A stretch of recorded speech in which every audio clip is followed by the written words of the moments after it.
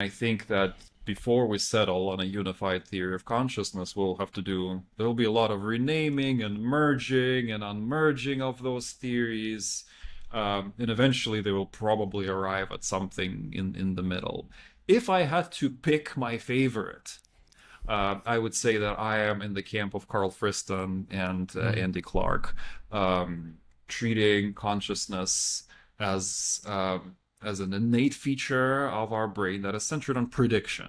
That consciousness arises as a result of our brains constantly predicting and explaining ongoing experience. This ongoing experience brings in new information into the brain, and the brain is trying to wrangle this new information into submission by assigning predetermined abstractions and patterns that it had already extracted from it in the past, and by assigning those patterns onto ongoing information, modifying it in the process, and then having new information being assessed in this way. So this is the circular process of information being predicted, these predictions shaping ongoing information shaping predictions, and then vice versa, and in a circle, and that circle, that is what we experience as a consciousness. So Mm. in very simple terms, in a nutshell, that's what I believe it is. I also think that what I just described is very compatible with integrated information theory.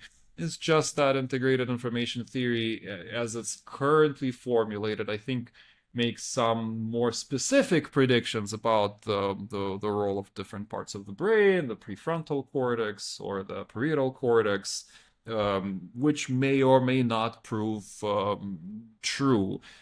I think that that's a little bit far away from my field of study for me to make informed judgment about the specifics of the predictions of integrated information theory and the global workspace theory as well. There was this recent study which had pre-assigned goals for what will decide if one theory is right and what theory is wrong, and they did those experiments, and basically it's still unclear. We we wanted to clarify which one is going to win and which one will lose, and well, both of them lost in some way. Both of them lost one in some way, lost in some way. So I sort of feel like that's where everything is. I do believe that consciousness is a feature of matter. I don't believe that there is something that we need to fundamentally discover, like the quantum effects in microtubules.